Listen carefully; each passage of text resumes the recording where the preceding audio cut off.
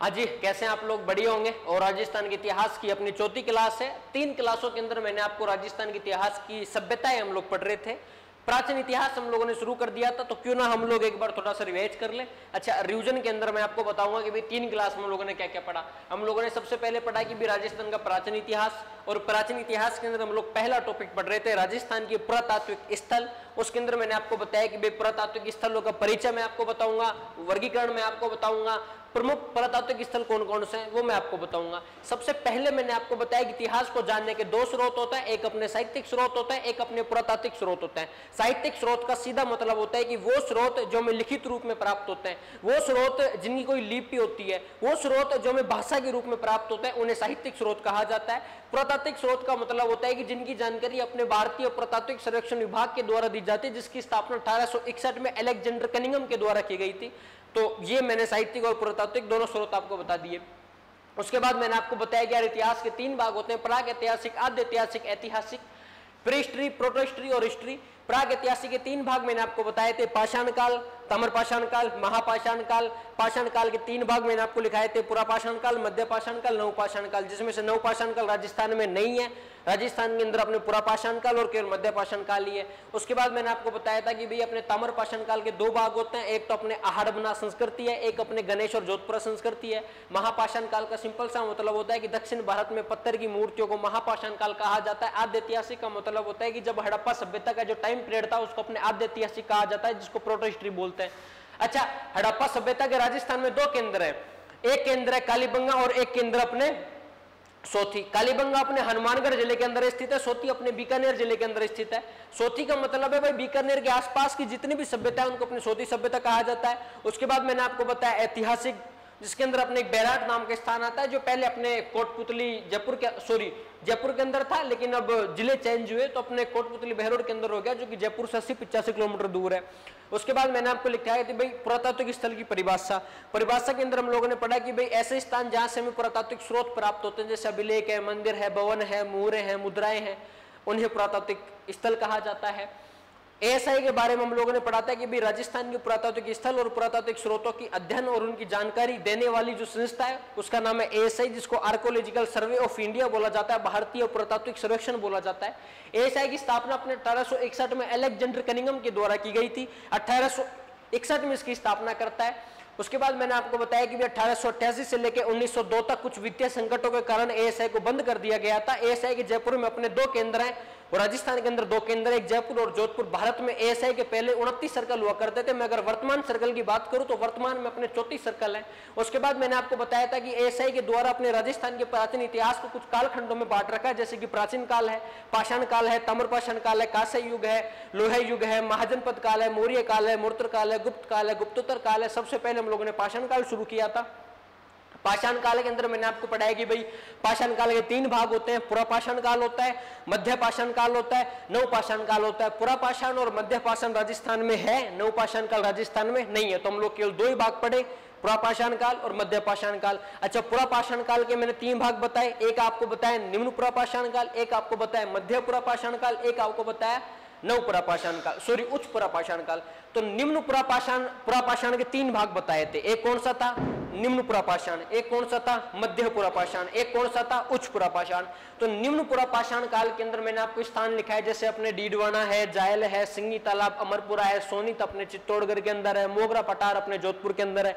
मध्य पुरापाषाण काल की मैं अगर बात करूं तो उसके अंदर मैंने स्थान आपको लिखाए थे, जैसे कि अपने होकरा बरीगानी है, डीडवाना या नागौर के अंदर हो गए, एक अपने गंभीर नदी क्षेत्र है, एक अपने लूणी नदी क्षेत्र है। उसके बाद मैंने आपको उच्च पुरापाषाण काल लिखाया था। उच्च पुरापाषाण काल के अंदर मैंने आपको बताया था कि अपने कोटा के अंदर के स्थान पड़ता है आलनिया, एक अपने अलवर के अंदर स्थान पड़ता है हरसोरा, एक अपने सीकर के अंदर की स्थान पड़ता है सोहनपुरा, एक अपने चंबल नदी क्षेत्र है, एक अपने अजमेर के अंदर स्थान पड़ता है बुड्ढा पुष्कर।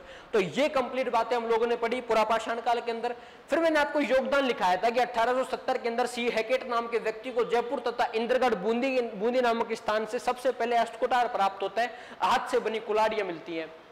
उसके बाद मैंने आपको बताया कि अपने 1871 में कार्लाइन के निर्देशन में पुरातत्व विभाग के कार्य को चालू रखा गया था।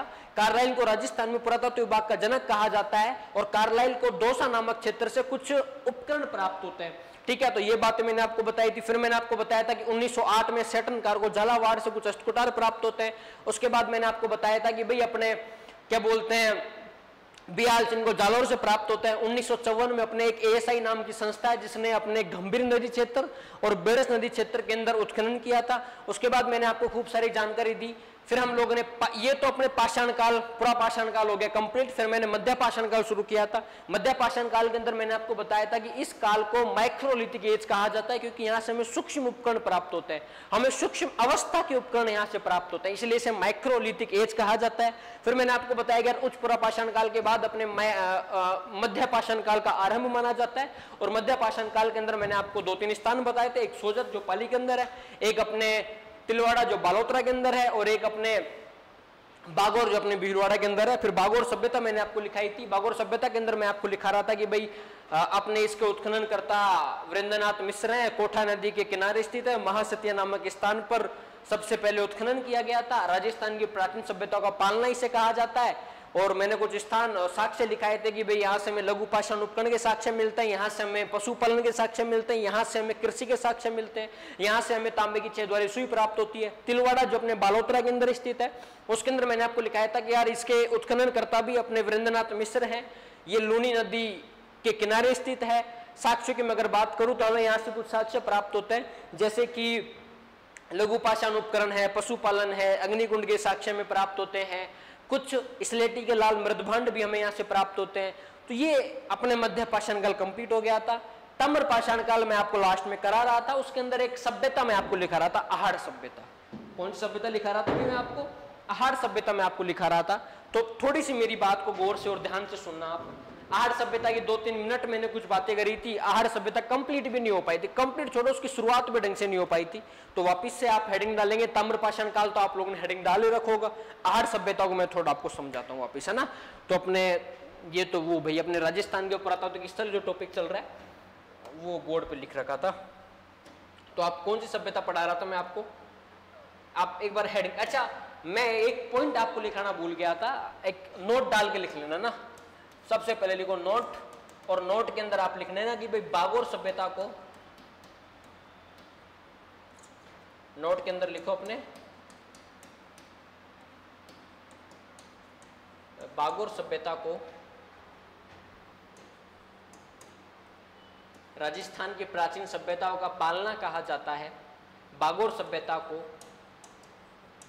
राजस्थान की प्राचीन सभ्यताओं का पालना कहा जाता है। प्राचीन सभ्यताओं का पालना कहा जाता है। प्राचीन सभ्यताओं का पालना कहा जाता है। पालना कहा, नोट लिखो और इसके ऊपर स्टार लगा लो भैया ना, क्योंकि ये क्वेश्चन कई बार 2-3 एग्जाम के अंदर पूछा गया है कि भाई राजस्थान की प्राचीन सभ्यताओं का पालना किसे कहा जाता है। मैंने आपको नोट लिखा दिया कि भाई बागौर सभ्यता को राजस्थान में प्राचीन सभ्यताओं का पालना कहा जाता है। इसको बार बार रिवाइज कर लेना। मैं फिर कहता हूं कि क्लास के अंदर जब टीचर आपको पढ़ा रहा होता है और आप क्लास के अंदर ध्यान कहीं आपका और होता है, सपोज करो आप क्लास के अंदर बैठ के राजस्थान हिस्ट्री पढ़ रहे हो, आपका मन तो गांव के खेतों और खलियान के अंदर चल रहा है, तो मुझे लगता है कि आपकी वो 1-2 घंटे क्लास लेना व्यर्थ है। जब 1-2 घंटे पढ़ाई करो ना, तो पास्ट और फ्यूचर को भूल के प्रेजेंट में ध्यान दिया करो। वर्तमान में जो व्यक्ति रहता है ना, वो जीवन में थोड़ा जल्दी आगे पहुंच जाता है और लोगों की बजाय। तो इतना ध्यान रखना है कि बागौर को राजस्थान की प्राचीन सभ्यताओं का पालना कहा जाता है। स्टार लगाना है, एग्जाम के अंदर पूछा हुआ सवाल है। अब आप हेडिंग डालेंगे आहार सभ्यता, या फिर अपने काल ही डालो ताम्र पाषाण काल। हम लोग क्या पढ़ रहे थे भाई? ताम्र पाषाण काल में आपको पढ़ा रहा था।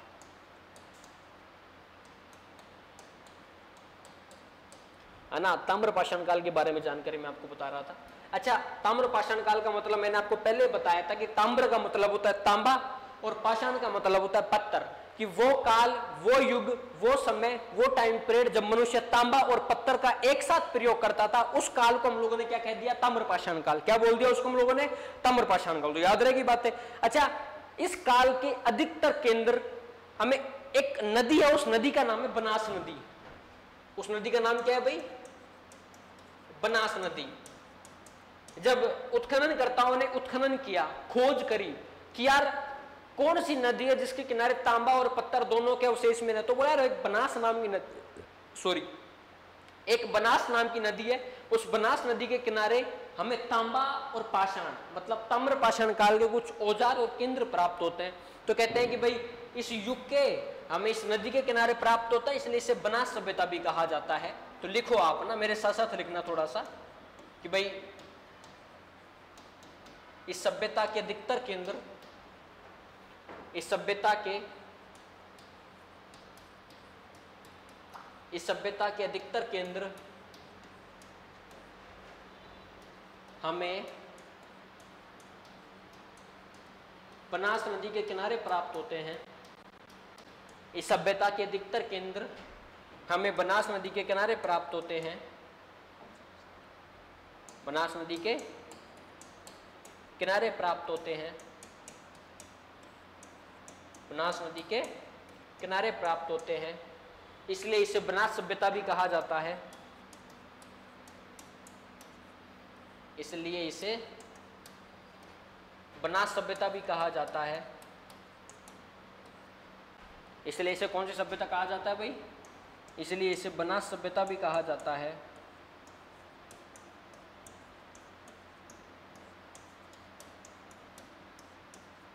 है ना? तो ये थोड़ा सा याद रखना, कभी एग्जाम के अंदर आपसे सत्य और असत्य कथन देके पूछ ले कि भाई निम्नलिखित में से ताम्र पाषाण काल से सम्मिलित सत्य कथनों का चयन कीजिए या फिर असत्य कथनों का चयन कीजिए, और आपको पॉइंट दे दे कि बनास सभ्यता कहा जाता है, ताम्र पाषाण काल को क्यों कहा जाता है। आप याद रखना कि भाई हमें इस काल के अधिकतर केंद्र बनास नदी के किनारे प्राप्त होते हैं, इसलिए इस काल को बनास सभ्यता भी कहा जाता है, इस युग की सभ्यता को बनास सभ्यता भी कहा जाता है। इसका जो पहला केंद्र है, इसका जो प्रमुख केंद्र है इस काल का, उस केंद्र का नाम है अहाड़।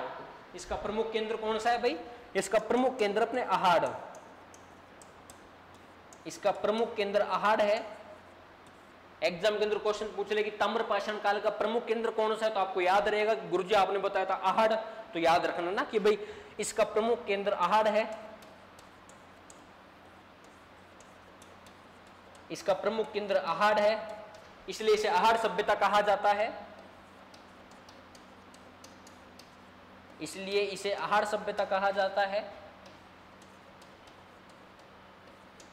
इसलिए इसे अहाड़ सभ्यता कहा जाता है ना। तो ये थोड़ा सा याद रखना, दो लाइन मैंने आपको लिखाई ताम्र पाषाण काल के अंदर। ताम्र पाषाण काल का मतलब मैंने आपको बताया कि भाई वो काल, वो टाइम पीरियड, वो समय जब मनुष्य तांबा और पत्थर का एक साथ प्रयोग करता था, उसको अपने ताम्र पाषाण काल कहा गया। ताम्र पाषाण काल का सिंपल सा मतलब होता है कि भाई इस सभ्यता के अधिकतर केंद्र हमें बनास नदी के किनारे प्राप्त होते हैं, इसलिए इसे बनास सभ्यता कहा जाता है। और मैंने आपको लिखा है कि भाई इसका प्रमुख केंद्र अपने अहाड़ है, इसलिए इसे अहाड़ सभ्यता कहा जाता है। ठीक है, कंप्लीट बात। चलो तो भाई अब आप हेडिंग डालो अहाड़ सभ्यता। अगर मैं प्रमुख केंद्रों की बात करूं तो प्रमुख केंद्र के अंदर आप पहला केंद्र लिखो। सबसे पहले तो हेडिंग डालो प्रमुख केंद्र, कि अब इस ताम्र पाषाण काल के कौन कौन से प्रमुख केंद्र हैं, वो सारे केंद्र हम लोग पढ़ेंगे। केंद्र कितने से हैं? 2-4 पूरे के पूरे ताम्र पाषाण काल के अंदर हम लोग पढ़ेंगे। अहाड़ को पढ़ेंगे, बालाथल पढ़ेंगे, गलूंड पढ़ेंगे, भगवानपुरा पढ़ेंगे, रोजदी पढ़ेंगे, ओजियाना पढ़ेंगे। ये अपना ताम्र पाषाण कंप्लीट। उसके बाद काशी युग पढ़ेंगे, फिर महाजनपद काल, मौर्य काल, मूर्तर काल, गुप्त काल, गुप्तोत्तर काल, ये अपना प्राचीन काल कंप्लीट। मैंने कहा था ना कि यार खैच के 5-6 क्लासों के अंदर अपना प्राचीन काल कंप्लीट हो जाएगा, और प्राचीन काल कंप्लीट होते ही आपके 2 से 3 क्वेश्चन का तो मैटर आपको मिल ही जाएगा। तो पहला केंद्र लिखो अहाड़ सभ्यता। पहली सभ्यता कौन सी पढ़ाऊंगा भैया आपको? अहाड़ सभ्यता।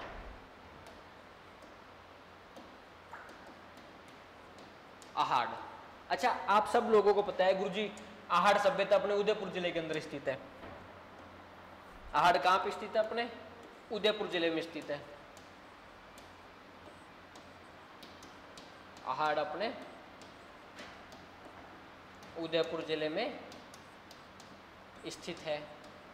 और मैंने आपको बातें बताई कि उदयपुर जिले में अपने आयड़ व बेडस नदी के किनारे स्थित है। आयड़ व बेडस नदी के किनारे स्थित है। आयड़ व बेडस नदी के किनारे स्थित है। और अहाड़ के एक प्राचीन नाम और प्राचीन नाम इसका आगाटपुर है।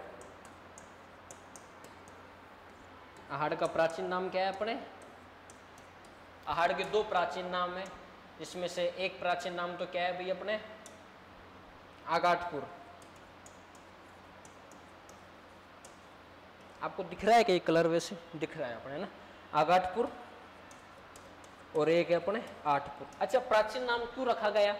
मैं कहूंगा कि यार क्या राजस्थान को पहले राजस्थानी बोलते थे क्या? बोलो नहीं गुरुजी, राजस्थान को तो कोई राजपुताना बोलता था, कोई राजस्थली बोलता था, इसके तो अलग अलग नाम मिलते हैं। कहते हैं कि जब 1800 ईस्वी के अंदर अपने जॉर्ज थॉमस अपनी पहली बुक लिख के जाता है, जिसका लिखित प्रमाण हमको 1805 के अंदर मिलता है, तो राजपुताना कह के गया था जॉर्ज थॉमस को।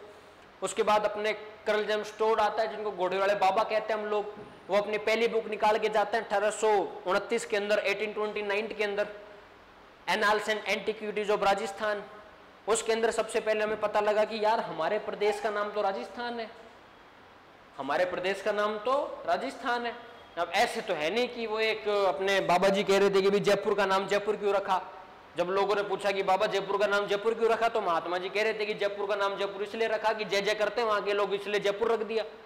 यार तुम लोग इतिहास को नहीं मानते, तुम लोगों ने हमारे राजा महाराजा को मिटा दिया। कहते अजीब बात है, कई लोग कहते हैं ना ऐसे कि वो बाबा जी कह रहे थे कि भाई जय जय करते हैं वहां के लोग, है ना, तो जय जय करते हैं इसलिए वहां का नाम रख दिया जयपुर। क्या जब यार मतलब कुछ भी। तो अपने तो आप याद रखना कि भाई आठ सभ्यता के प्राचीन नाम दो हैं, एक का नाम है अपने आगाटपुर और एक अपने आठपुर। अच्छा, प्राचीन काल प्राचीन नाम की स्टार लगा लो ना, क्योंकि ये क्या है पूछा गया है, उदयपुर जिले में स्थित है। ये तो बहुत आजकल पूछना ही बंद कर दिया किस जिले में स्थित है सभ्यता। आजकल क्वेश्चन थोड़े कंसेप्चुअल आने लग गए, आजकल प्रश्न थोड़े ऐसे पूछने लगी आरपीएससी की विद्यार्थी घूम जाए, उसका दिमाग घुमा दे, है ना, कि क्वेश्चन के अंदर जो ऑप्शन मिलते हैं हर ऑप्शन के अंदर कोई ना कोई क्वेश्चन है, ऐसे प्रश्न आने लग गए।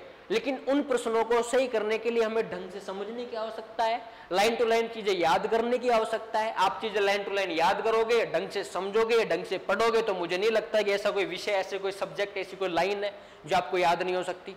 तो इतना याद रखना है। आड़ अपने कौन से जिले में स्थित है? उदयपुर जिले के अंदर स्थित है। किस नदी के किनारे स्थित है? अपने आयड़ और बेड़स नदी के किनारे स्थित है। आयड़ और बेड़स नदी के किनारे स्थित है। प्राचीन नाम मैंने आपको दो लिखा है, एक नाम बताया आगाटपुर और एक नाम बताया आठपुर। ये तो प्राचीन नाम हो गए। प्राचीन नाम का पे स्टार लगा लेना थोड़ा सा ना, इंपॉर्टेंट, क्योंकि 2-3 बार एग्जाम के अंदर पूछा हुआ सवाल है ये। अच्छा, प्राचीन नाम बता दिया। अब मैं अगर इसके स्थानीय नाम की बात करूं कि भाई इसका स्थानीय नाम क्या था, इसका गुरुजी प्राचीन नाम तो आप लोगों ने बता दिया। गुरुजी अब इतना सा बता दो कि इसका स्थानीय नाम क्या था। तो भाई इसका स्थानीय नाम था अपने धूलकोट। इसका स्थानीय नाम क्या था अपने?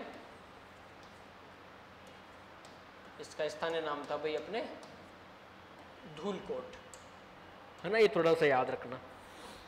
प्राचीन नाम क्या बताया, देखो वापिस मैं थोड़ा सा आपको बता दूं। प्राचीन नाम मैंने बताया आगाटपुर और आठपुर, याद रहेगी बातें। स्थानीय नाम मैंने आपको बताया धूलकोट, ठीक है। अब जब इतिहासकार लिख के जाते हैं कि आहड़ एक व्यापारिक केंद्र था। आहड़ कैसा केंद्र था? आहड़ एक व्यापारिक केंद्र था। क्यों था व्यापारिक केंद्र? सारी बातें मैं आपको समझाऊंगा, बताऊंगा, एक एक शब्द का अर्थ मैं आपको बताऊंगा क्यों था, किसलिए कहा जाता है।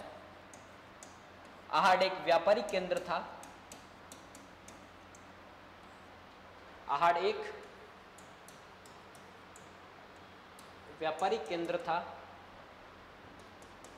एक और लिखो कि भाई इसका संपर्क। अच्छा, जब कोई भी स्थान जो अपने इतिहास के पन्नों के अंदर व्यापारिक केंद्र कहला रहा है, तो इसका मतलब है व्यापारिक केंद्र होने के बावजूद उसका संपर्क विदेशी सभ्यताओं से ना हो, ऐसा तो नामुमकिन है। जब आहड़ सभ्यता एक व्यापारिक केंद्र है, यहाँ एक व्यापार के रूप में बहुत अच्छा केंद्र माना जाता था प्राचीन काल के अंदर अपने आहड़ जो उदयपुर जिले के अंदर स्थित है, इसका मतलब विदेशों से तो संपर्क था यार। बाहर के देशों से कोई ना कोई एविडेंस मैं आगे पढ़ाऊंगा। लाज और मन के जो अफगानिस्तान से मंगाए जाते थे, मैं आपको बताऊंगा बिनाते का जलपात्र जो कि ईरानी सभ्यता की जानकारी देता है। मैं आपको बताऊंगा अपोलो के चित्तौड़ा सिक्का जो कि यूनानी सभ्यता की जानकारी देता है। जब कालीबंगा पढ़ाऊंगा तब पढ़ाऊंगा कि भाई मेसोपोटामिया की मुहर वहां से प्राप्त होती है।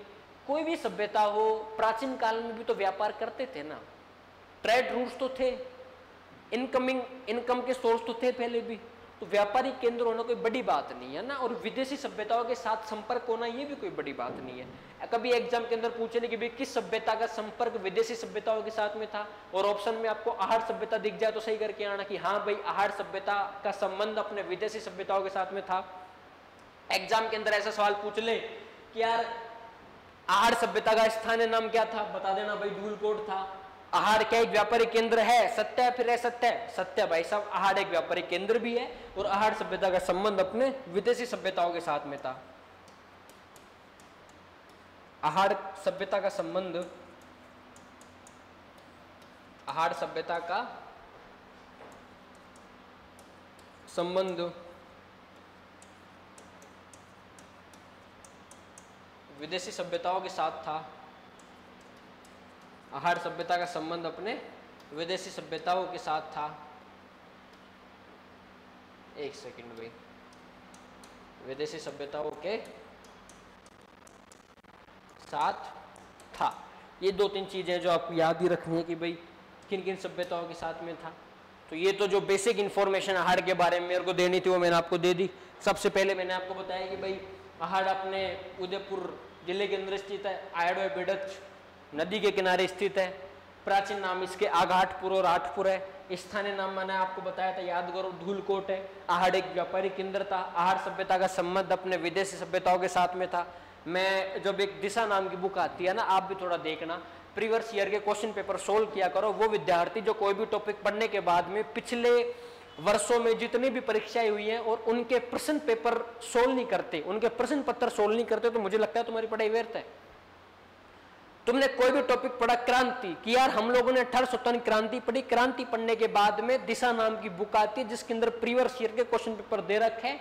उस बुक में से क्वेश्चन सोल्व किया करो अपने, उसके अंदर डेट दे रखी होती है। तुम्हें पता लगेगा कि कोई पटवारी की एग्जाम जो 2016 के अंदर हुई थी, 2019 के अंदर हुई थी और 2021 की भर्ती के अंदर सेम क्वेश्चन पूछ रहे हैं। राजस्थान पुलिस के अंदर भी सेम क्वेश्चन पूछ रहे हैं जो 3-4 साल पहले पूछे गए थे। तो यही तो होता है, आरपीएससी हो चाहे आरएसएस भी हो। हालांकि यूपीएससी क्वेश्चन रिपीट नहीं करती, लेकिन अपने आरपीएससी और आरएसएस भी तो क्वेश्चन रिपीट करती है। इसलिए प्रीवियस ईयर के क्वेश्चन पेपर सोल्व करना बहुत इंपॉर्टेंट चीज है, बहुत ध्यान देने की बात है। इसको ना थोड़ा ध्यान से रखना। मैं आपको स्टार क्यों लगा रहा हूँ कि भाई ये क्वेश्चन पूछा गया, ये क्वेश्चन पूछा गया, तो ये अपने बात ध्यान से देनी है भैया ना, इसको सीरियस लेना। हालांकि मत लेना अपने, हालांकि में लोगे तो तुझी घाटा, मेरा कुछ नहीं जाता। तो आहार एक व्यापारिक केंद्र था। आहार सभ्यता का संबंध अपने विदेशी सभ्यताओं के साथ में था। अच्छा, इसका उत्खनन अपने 8 स्तरों पे किया गया था। आहार सभ्यता का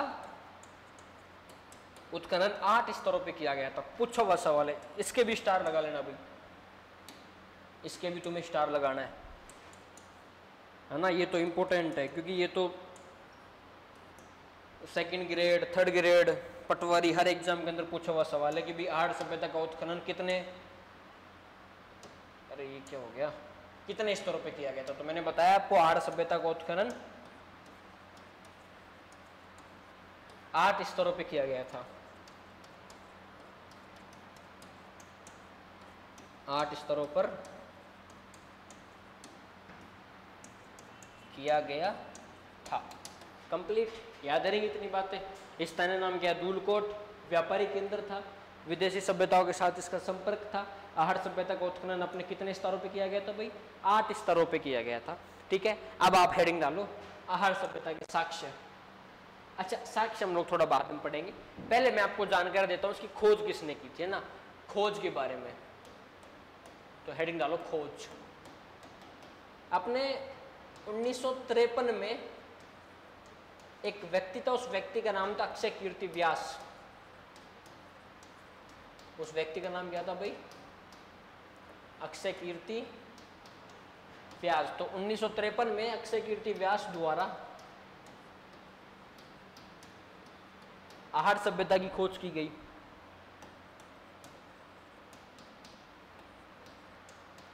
आहार सभ्यता की खोज की गई।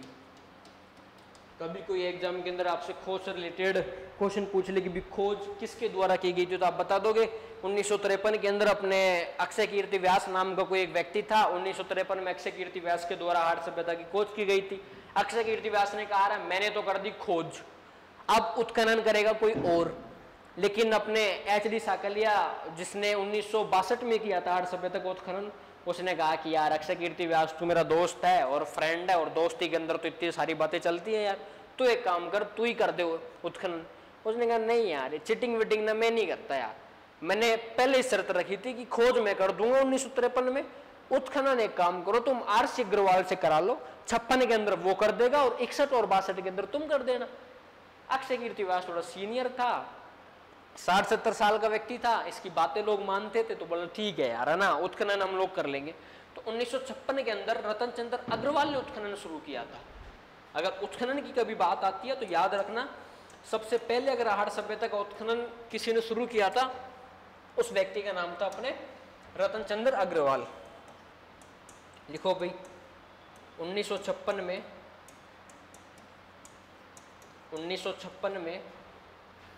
रतन चंद्र अग्रवाल के द्वारा 1956 में रतन चंद्र अग्रवाल द्वारा सर्वप्रथम उत्खनन किया गया। 1956 में रतन चंद्र अग्रवाल द्वारा सर्वप्रथम उत्खनन किया गया,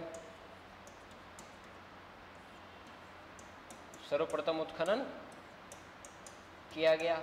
बात आती है 1956 के बाद की, तो 1961 से लेके 1962 के मध्य, 62 के मध्य एच.डी. साकलिया और वी.एन. मिश्र के द्वारा किया गया।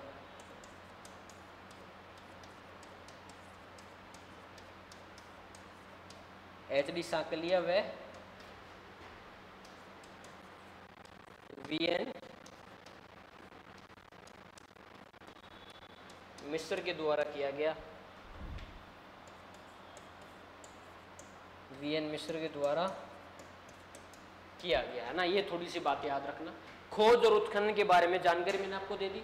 1953 के अंदर अपने एक अक्षय कीर्ति व्यास नाम का व्यक्ति था, इसने तो खोज कर दी। बाद में कहा है कीर्ति व्यास ने तो खोज कर दी, अब आर.सी. अग्रवाल को खोज अपने उत्खनन करने के लिए भेज दो। तो 1956 के अंदर अपने कौन जाता है, आर.सी. अग्रवाल, है ना। शॉर्ट नाम याद रखना अपने, कभी एग्जाम के अंदर इसका शॉर्ट नाम ही पूछ लेते हैं, आर.सी. अग्रवाल।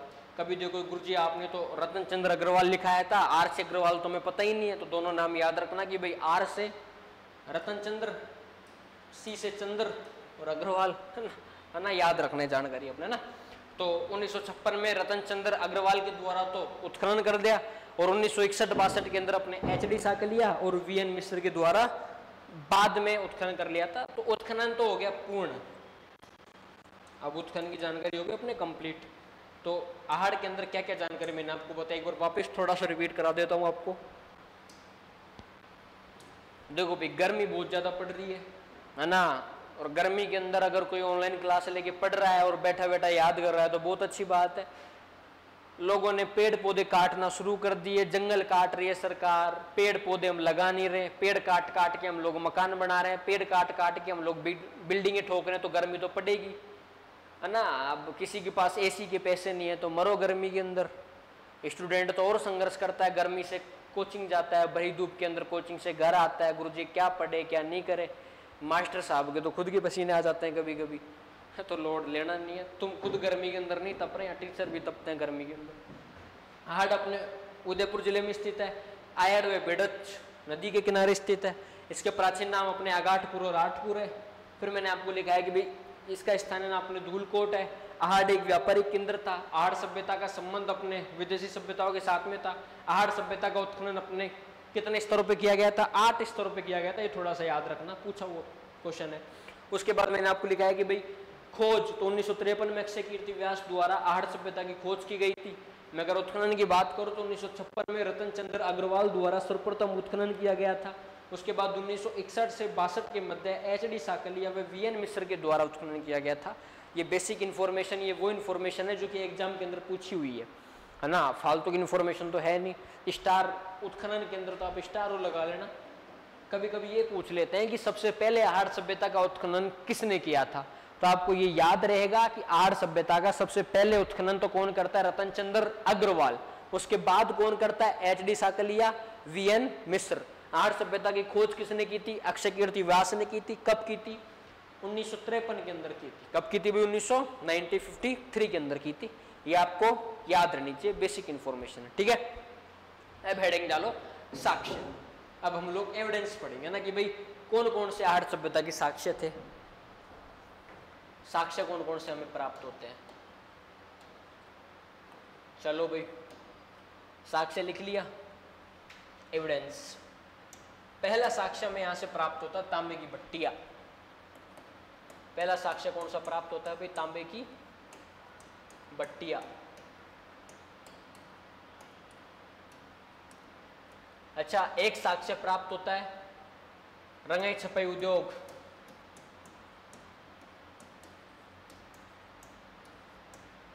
रंगाई छपाई उद्योग। एक साक्ष्य हमको प्राप्त होता है कि भाई बाट, है ना, बाट प्राप्त होते हैं, बाट। एक प्राप्त होता है लाजवर्द मनके। लाजवर्द मनके, इसके इनके कोष्टक में लिखना अफगानिस्तान से मंगाए जाते थे।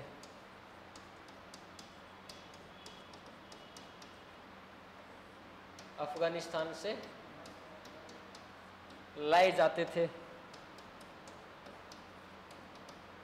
ठीक है। तो ये कुछ बातें मैंने आपको बताया कि भाई साक्ष्य के अंदर एक तो तांबे की भट्टियां में प्राप्त होती है, एक रंगाई छपाई उद्योग में प्राप्त होता है, एक अपने बाट प्राप्त होते हैं, एक अपने लाजवर्द मनके प्राप्त होते हैं। साक्ष्य केवल यही सीमित नहीं होते, और भी साक्ष्य प्राप्त होता है। पहला साक्ष्य मैंने आपको बताया कि तांबे की भट्टियां प्राप्त होती है। मैंने पहले आपको बताया था कि आहार एक ताम्र पाषाणिक स्थल है। ताम्र पाषाणिक का मतलब होता है कि वो टाइम, वो समय जब मनुष्य तांबे का प्रयोग भी करता था और मनुष्य साथ में पत्थर का प्रयोग भी करता था। तांबे और पत्थर का जब मनुष्य साथ में प्रयोग करता, उसको हम लोगों ने बोला ताम्र पाषाणिक। तो याद रहेगी बातें। तो पहला साक्ष्य हमको प्राप्त होता है तांबे की भट्टियां। जहां से तांबे की भट्टियां प्राप्त हो रही है, सीधा सीधा हमको ये पता लग रहा है कि यार उस केंद्र के अंदर तांबा बहुत अधिक मात्रा में प्राप्त हो रहा है। तो हम ये कह सकते हैं कि यार ये ताम्रवती नगरी है, कह सकते हैं। कह सकते क्या? पूछा वो क्वेश्चन है कि ताम्रवती नगरी किसे कहा जाता है? आहट सभ्यता कहा जाता है। तो लिखो अपने कोष्टक में ताम्रवती नगरी।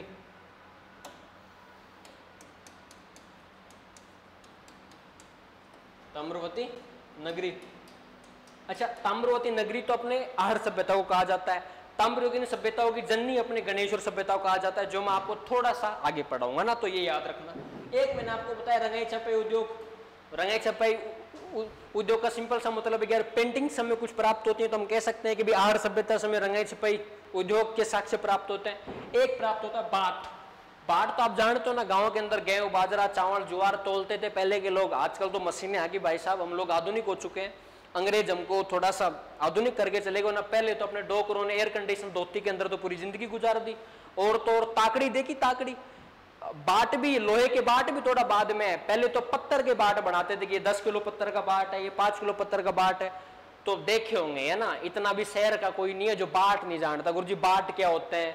और तो मेरे को थोड़े से वो इनोसेंट लगते हैं जो पूछते हैं गुरुजी गूदड़ी क्या होती है। सबको पता होता है, नखरे मत दिखाया करो अपने। तो बाट, रंगाई छपाई उद्योग, तांबे की भट्टियां, एक लाजवर्द मनके। ये लाजवर्द मनके नीला रंग का पत्थर होता है ना, नीले रंग का होता है, अफगानिस्तान से मंगाया जाता था। अब यहां ध्यान दो थोड़ा सा, अफगानिस्तान से मंगाया गया, इसका मतलब इसका संपर्क विदेशी सभ्यताओं के साथ में तो था।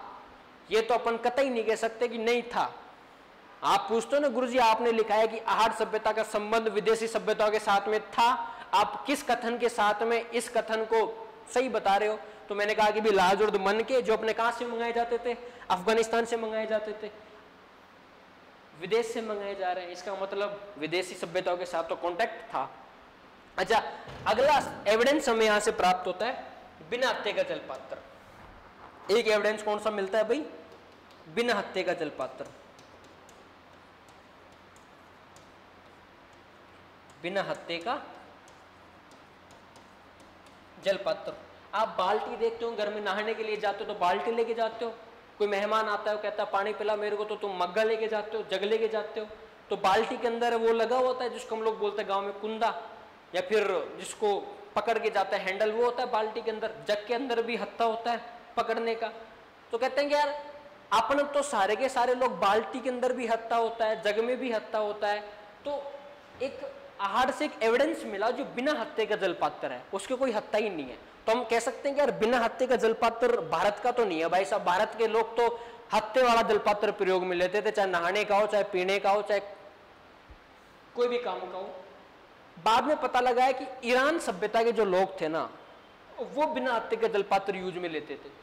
तो इस एविडेंस से हमें पता लगता है कि भाई बिना हत्थे का जलपात्र हमें कौन सी सभ्यता की जानकारी देता है? ईरानी सभ्यता की जानकारी देता है। याद रहेंगी बातें कि बिना हत्थे का जलपात्र किस सभ्यता की जानकारी देता है? ईरानी सभ्यता की जानकारी देता है। या फिर क्वेश्चन यूं घूम के आ जाए कि भाई ईरानी सभ्यता की जानकारी देने वाला आहड़ सभ्यता का साक्ष्य कौन सा है? तो आपको याद रहेगा कि बिना हत्थे का जो जलपात्र है वो हमें ईरानी सभ्यता की जानकारी देके जाता है। ठीक है, तो कोष्टक में और लिख लो आप, ईरानी सभ्यता की जानकारी देता है, ईरानी सभ्यता की जानकारी देता है, ईरानी सभ्यता की जानकारी देता है। देखो यहां से कुछ प्रश्न ऐसे बन सकते हैं कि भाई आहड़ सभ्यता का कोई एक साक्ष्य जो अफगानिस्तान से मंगाया जाता था, लाजुर्दमन के, बाट कहां से प्राप्त होता है? आहड़ सभ्यता से प्राप्त होता है। रंगाई छपाई उद्योग कहां से प्राप्त होता है? आहड़ सभ्यता से प्राप्त होता है। ताम्रवती नगरी की सभ्यता को कहा जाता है? आहड़ सभ्यता को कहा जाता है। और बोला तांबे की बट्टियां कहां से प्राप्त होती हैं? तो बोला अपने आहड़ सभ्यता से भी प्राप्त होती है। और बिना हत्थे का जलपात्र कहां से प्राप्त होता है? अपने आहड़ सभ्यता से प्राप्त होता है। जो किस सभ्यता की जानकारी देके जाता है? ईरानी सभ्यता की जानकारी देके जाता है। याद रहेंगी बातें? चलो, तो एक और एविडेंस हमें यहां से प्राप्त होता है, अपोलो के चित्र वाला सिक्का। अपोलो के चित्र वाला सिक्का। अब गुरुजी ये क्या लिखा दिया आपने?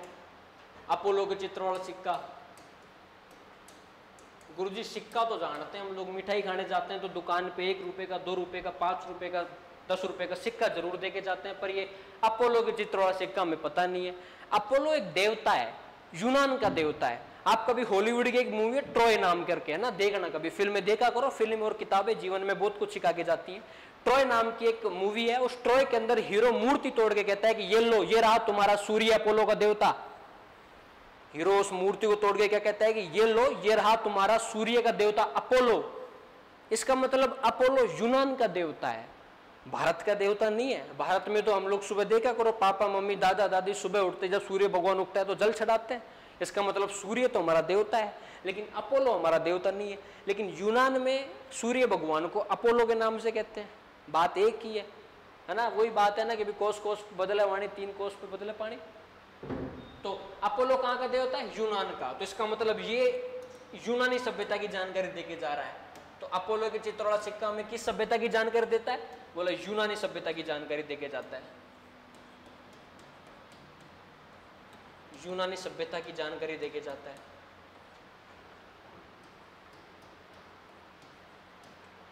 कौन सी सभ्यता की जानकारी देता है भी? अपने यूनानी सभ्यता की जानकारी देता है। 3 चीजें तो मैंने आपको ऐसी लिखा दी जो साफ साफ ये बताती है कि आहड़ एक व्यापारिक केंद्र था। और दूसरी बात ये साफ साफ हो रही है कि भाई अपने आहड़ का संबंध विदेशी सभ्यताओं के साथ में था। पहला मैंने आपको बताया लाजुर्दमन का, मन के जिनको बोलते हैं, जो अफगानिस्तान से लाए जाते थे। इसका मतलब आहड़ सभ्यता का संबंध अपने विदेशी सभ्यताओं के साथ में था। उसके बाद मैंने आपको बताया बिना हत्थे का जलपात्र जो अपने ईरानी सभ्यता की जानकारी देता है। इसका मतलब विदेशी सभ्यताओं के साथ में था कॉन्टेक्ट। एक मैंने आपको लिखा है अपोलो के चित्र वाला सिक्का। अपोलो अपने यूनान का देवता है, इसलिए ये हमको यूनानी सभ्यता की जानकारी दे रहा है। ठीक है, याद रहेंगे बातें। एक साक्ष्य हमको यहाँ से प्राप्त होता है सिलबट्टा। एक क्या प्राप्त होता है? सिलबट्टा। गांव के कुछ लोग तो नाम सुनते जान गए होंगे सिलबट्टा। गुरुजी हम जानते हैं। शहर के लोग पूछेंगे गुरुजी सिलबट्टा क्या होता है? सिलबट्टा आप कभी देखा करो, गांव के अंदर जब दादी चटनी बनाती है, लूण लहसुन प्याज धनिया हरा धनिया मिर्ची वगैरह कूट के जो पीस के चटनी बनाते हैं ना, 1 गिलास में छाछ रोटी और चटनी लहसुन की, तो जो लहसुन की चटनी पीस के जो तुम खाते हो ना गाँव में, उसी को बोलते हैं अपने सिलबट्टा। ठीक है, तो सिलबट्टे के साक्ष्य हमको यहाँ से प्राप्त होते हैं। एक एविडेंस हमको यहाँ से गेहूं चावल और ज्वार के साक्ष्य प्राप्त होते हैं। जब पूछे कि भाई आहड़ सभ्यता से किन फसलों के एविडेंस प्राप्त होते हैं, तो गेहूं चावल और ज्वार के साक्ष्य प्राप्त होते हैं। गेहूं चावल व ज्वार के साक्ष्य प्राप्त होते हैं। ज्वार के साक्ष्य प्राप्त होते हैं, या फिर अपने सीधे ही लिख लो गेहूं चावल और ज्वार के साक्ष्य। ठीक है। अच्छा, कच्ची ईंटें हमें यहाँ से प्राप्त होती हैं, कच्ची ईंटें हमें प्राप्त होती हैं। कच्ची ईंटें साफ साफ दर्शा रही कि भी पहले के लोग कच्ची ईंटें कच्चे मकानों में रहा करते थे, पक्के मकान तो बहुत कम हुआ करते थे। गुरुजी कच्ची ईंटें बना के तो कोई नहीं रहता, तो कुछ ना कुछ तो एक ऐसा होगा जो वो पक्की ईंटों में मजबूती देने के लिए मिलाते होंगे। बिल्कुल, उसका नाम था क्वार्ट्ज। तो क्वार्ट्ज के साक्ष्य हमको यहाँ से प्राप्त होते हैं मजबूती के लिए, मजबूती के लिए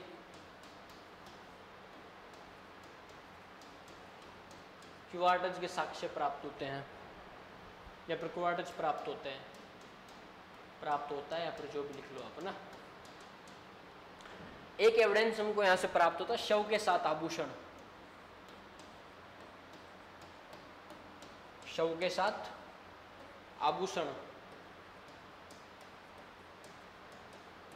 अच्छा, शव के साथ आभूषण ये जानकारी देता है कि पुनर्जन्म की है ना, तो कोष्टक में लिख लो अपने, पुनर्जन्म की जानकारी प्राप्त होती है।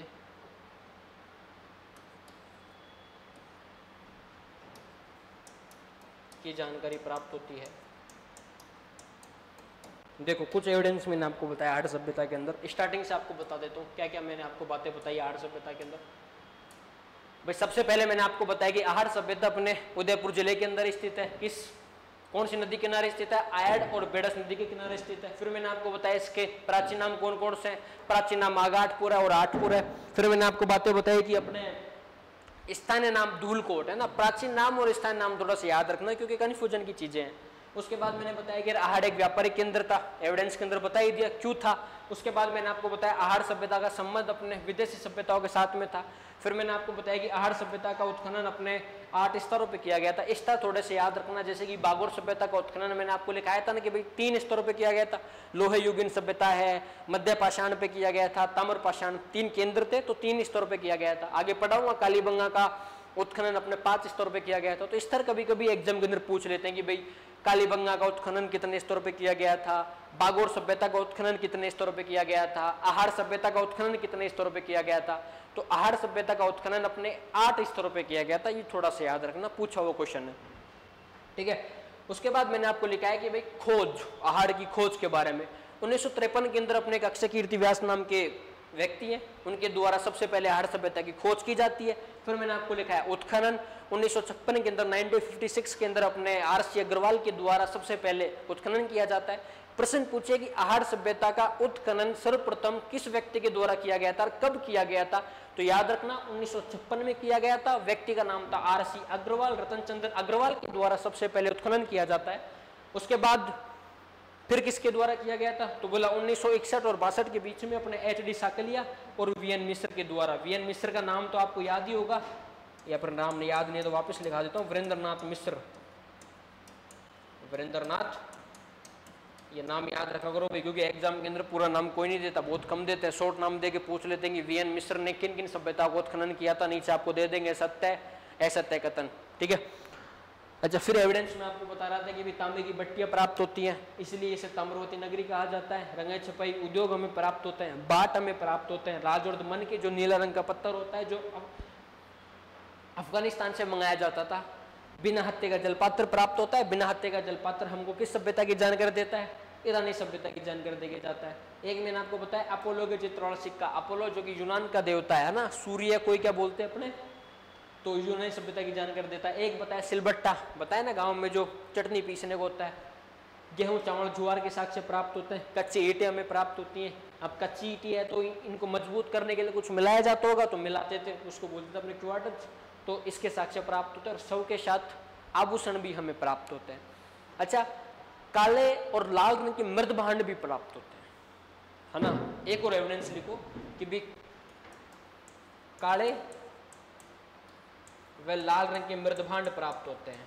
काले व लाल रंग के मृद भांड प्राप्त होते हैं। लाल रंग के मृद भांड प्राप्त होते हैं।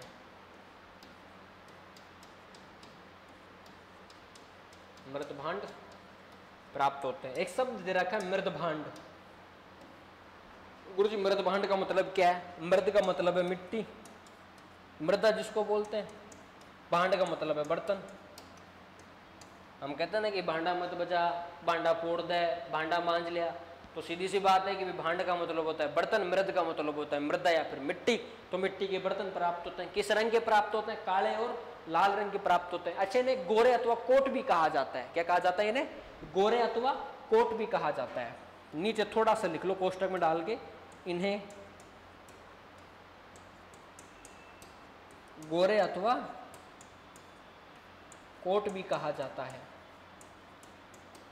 कोट भी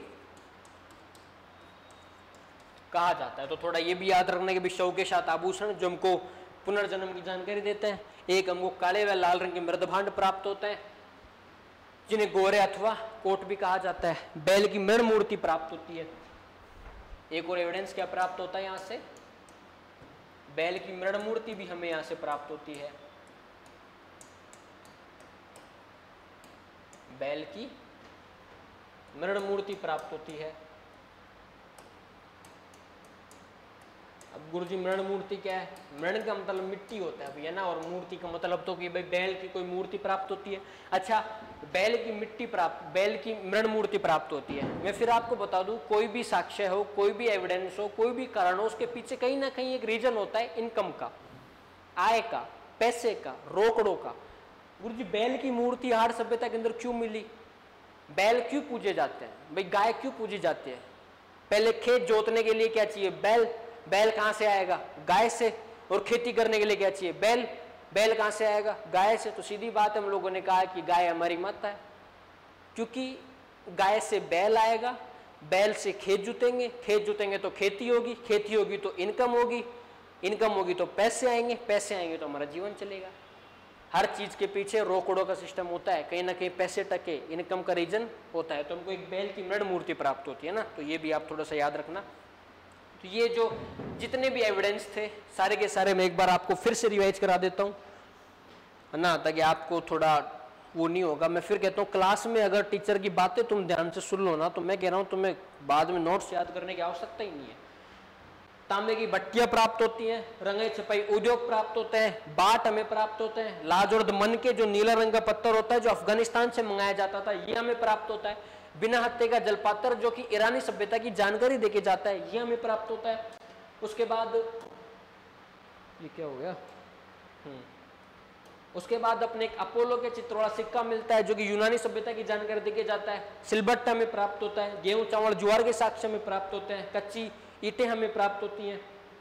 उसके बाद मैंने आपको बताया कि भाई ईंटों में मजबूती के लिए कुछ मिलाया जाता था, उसको हम लोग क्वार्टर्स, तो इसके साक्ष्य प्राप्त होते हैं। शव के साथ आभूषण जो कि पुनर्जन्म की जानकारी देकर जाते हैं, इसके साक्ष्य प्राप्त होते हैं। काले व लाल रंग के मृदभांड प्राप्त होते हैं जिन्हें गोरे अथवा कोट कहा जाता है। और एक मैंने आपको बताया कि भाई बैल की मृण मूर्ति हमें प्राप्त होती है। तो अपने आहार सभ्यता कंप्लीट। अब आप अगली सभ्यता डालो, गुलूंड। चलो भाई, अगली सभ्यता कौन सी पढ़ेंगे हम लोग? गुलूंड। अच्छा, गुलूंड का थोड़ा सा ये याद रखना, कभी किस जिले में स्थित है? अपने राजसमंद में, है ना, राजसमंद जिले के अंदर स्थित है। और अगर इसके उत्खनन की बात करो कि भाई कहाँ मिली थी, तो सबसे पहले एक मोडिया मगरी नाम का, मोडिया मगरी नामक स्थान पर, मोडिया मगरी नामक स्थान पर सबसे पहले उत्खनन किया गया था। मोडिया मगरी नामक स्थान पर सबसे पहले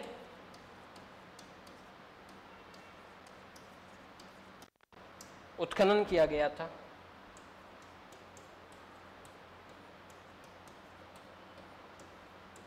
हो सकता है दो टीले होंगे, दो टीलों के बीच में, मगरी का मतलब पहाड़ी होता है, मगरा मगरी पहाड़ी होता है अपने ना, तो दो टीलों के बीच में कोई एक पहाड़ी होगी। कहा कि यार इस पहाड़ी के ऊपर कोई सभ्यता की जानकारी मिलती है, और कहा कि यार गुलूंड जो राजसमंद जिले के अंदर है, मोडिया मगरी नाम की पहाड़ी है, यहाँ सबसे पहले उत्खनन किया गया था। अच्छा, एक तो मैंने लिखाया था बागोर के अंदर कि भाई महासत्या नामक स्थान पर बागोर सभ्यता में सबसे पहले उत्खनन किया गया था, या फिर मैंने आपको लिखाया गुलूंड के अंदर कि भाई मोडिया मगरी नामक स्थान पर सबसे पहले उत्खनन किया गया था। तो गुलूंड अपने कहाँ पे स्थित है? राजसमंद जिले के अंदर स्थित है। अच्छा, गुलूंड सभ्यता के अंदर किस स्थान पर सबसे पहले उत्खनन किया गया था? तो मोडियम मगरी नाम का एक स्थान है, वहां सबसे पहले उत्खनन किया गया था। याद रहेगी बात है, ठीक है भाई। सर इसकी खोज किसने की थी बताओ आप मेरे को। खोज 1957 के अंदर,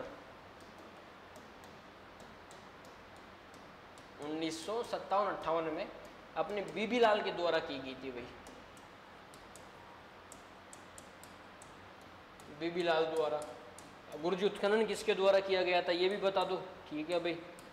उत्खनन की मगर बात करूं तो अपने 1998 से 2003 के मध्य 2 व्यक्ति थे, एक का नाम था ग्रेगरी पोशले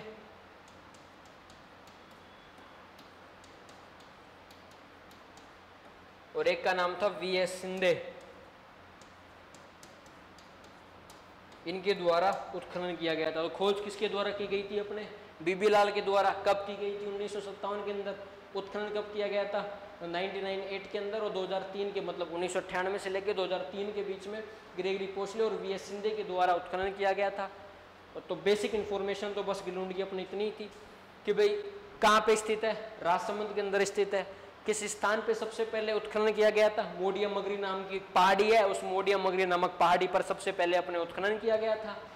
अच्छा, खोज किसके द्वारा की गई थी तो बोला 1957 से 58 में अपने बीबी लाल के द्वारा इसकी खोज की गई थी। उत्खनन किसके द्वारा किया गया था 1998 से 2003 के बीच में ग्रेगरी पोशले और वीएस शिंदे के द्वारा इसका उत्खनन किया गया था। मैं अगर एविडेंस की बात करूँ कि भाई हमें यहाँ से साक्ष्य कौन कौन से प्राप्त होते हैं ना, साक्ष्य की मैं अगर थोड़ी सी बात करूँ, हमें यहाँ से भाई आहड़ के अंदर तो कौन सी ईंटें प्राप्त होती हैं, पक्की ईंटें। गिलुंड से आहड़ के अंदर मैंने आपको लिखाया था कच्ची ईंटें प्राप्त होती है, लेकिन यहाँ से हमें पक्की ईंटें प्राप्त होती हैं। यहाँ से कौन सी ईंटें प्राप्त होती हैं भाई, पक्की ईंटें प्राप्त होती हैं। यहाँ से 5 प्रकार के मृदभांड हमें प्राप्त होते हैं। कितने प्रकार के मृदभांड मिलते हैं, 5 प्रकार के मृदभांड प्राप्त होते हैं। यहाँ पत्थर की गोलियां हमें प्राप्त होती हैं। कौन सी गोलियां, पत्थर की गोलियां प्राप्त होती हैं। यहाँ से हाथी के दांत की चूड़ियां भी प्राप्त होती हैं। यहाँ से हाथी के दांत की चूड़ियां प्राप्त होती हैं। और तो क्या मिलेगा, पक्की ईंटें हमें प्राप्त होती हैं, 5 प्रकार के मृदभांड हमें प्राप्त होते हैं, पत्थर की गोलियां हमें प्राप्त होती हैं, हाथी के दांत की चूड़ियां प्राप्त होती हैं। ये तो अपने यहाँ से कुछ एविडेंस हमें प्राप्त होते हैं। वापस थोड़ा सा देखो, मैं दिखाऊं आपको। गिलुंड अपने किस जिले के अंदर स्थित है, राजसमंद जिले के अंदर स्थित है। मोडिया मगरी नामक स्थान पर सबसे पहले उत्खनन किया गया था। उसके बाद मैंने आपको बताया कि भाई 1957-58 के अंदर बीबी लाल के द्वारा इसकी खोज की गई थी। अच्छा, मैंने खोज आपको लिखा नहीं यहाँ पे ना, तो इसके में इसमें लिख लेना भी ना खोज, कि भाई खोज किसके द्वारा की गई थी, बीबी लाल के द्वारा। अब इसमें तो क्या ही समझेंगे, तो देखो याद करने वाली बातें हैं कि 57-58 के अंदर अपने खोज कौन करता है, उत्खनन किसके द्वारा की गई थी। साक्ष्यों के अंदर आप क्या ही समझोगे, पक्की ईंटें प्राप्त हुई तो पक्की ईंटें प्राप्त हुई थी। पक्की ईंटों को मैं समझाऊंगा थोड़ी, तो पक्की ईंटें प्राप्त होती हैं, 5 प्रकार के मृदभांड प्राप्त होता है। मृद का मतलब क्या होता है, मिट्टी, भांड का मतलब क्या होता है, अपने बर्तन। उसके बाद पत्थर की गोलियां प्राप्त होती हैं, हाथी के दांत की अपने चूड़ियां प्राप्त होती हैं। ये लो भैया ना, आज हम लोगों ने आहड़ पढ़ी और गिलुंड सभ्यता पढ़ी। दोनों सभ्यताएं मैं एक बार वापस से आपको रिवाइज करके बता देता हूँ आज हम लोगों ने क्या क्या पढ़ा। तो देखना भाई, ताम्रपाषाण काल से मैंने आपको शुरुआत की थी। ताम्रपाषाण काल के अंदर मैंने आपको बताया कि इस काल के अधिकतर केंद्र बनास नदी के किनारे प्राप्त होते हैं, इसलिए इसे बनास सभ्यता कहा जाता है। इसका प्रमुख केंद्र अपने आहड़ है, इसलिए इसे आहड़ सभ्यता भी कहा जाता है। उसके बाद मैंने आपको आहड़ सभ्यता पढ़ाई थी। आहड़ के अंदर मैंने आपको कुछ बातें बताई कि आहड़ अपने उदयपुर जिले के अंदर स्थित है, आयड व बेडस नदी के किनारे स्थित है। फिर मैंने आपको बताया कि इसका प्राचीन नाम आगाटपुर और आठपुर है। मैंने इसके स्थानीय नाम की अगर मैं बात करूं तो मैंने बताया कि भाई धूलकोट इसका स्थानीय नाम है। उसके बाद मैंने आपको बताया कि आहड़ एक व्यापारिक केंद्र था। आहड़ सभ्यता का संबंध अपने विदेशी सभ्यताओं के साथ में था। फिर मैंने आपको बताया कि भाई यहाँ से हमें साक्ष्य क्या क्या प्राप्त होते हैं। इसकी खोज 1953 के अंदर अक्षय कीर्ति व्यास के द्वारा की गई थी। 1956 में अपने वर्तन चंद्र अग्रवाल के द्वारा सबसे पहले उत्खनन किया गया था। 1961 और 62 के बीच में HD साकली और वीएन मिश्र के द्वारा इसका उत्खनन किया गया था।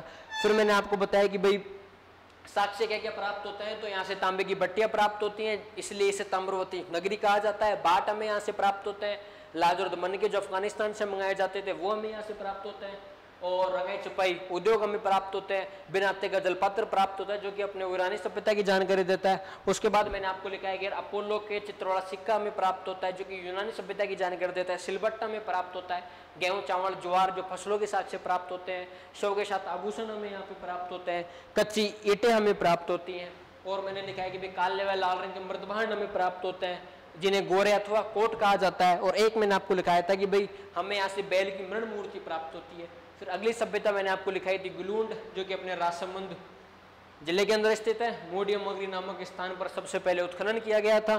फिर मैंने आपको लिखा है कि भाई 1957-58 में बीबी लाल के द्वारा खोज की गई थी। उत्खनन की मैं अगर बात करूं तो अपने 1998 से 2003 के बीच में ग्रेगरी पोस्ले और वी एस सिंधे के द्वारा इसका उत्खनन किया गया था।